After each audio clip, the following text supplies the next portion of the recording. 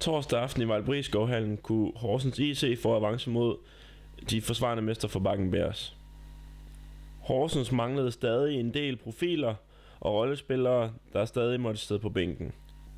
Bearsgarden Thomas Lærke havde desværre pådraget sig en skade til træning, som holdt ham ude af dagens opgør.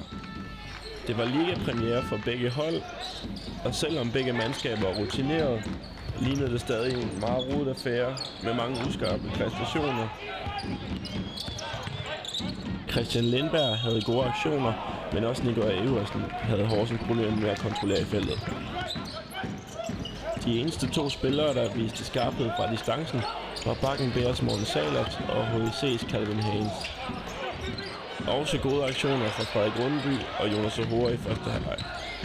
Desværre for kampen kom Jonas Sohora hurtigt i fejlproblemer og sad ude næsten hele tredje kvartal med 4 fejl. Det resulterede i, at der blev mere plads i feltet, og Bakken Bears var ikke langsom til at udnytte den, i forhold til tidligere kampen, hvor HIC havde haft held med deres zone. Som set mange gange før, tog Bakken Bears bredt over i tredje kvartal, og de trak fra.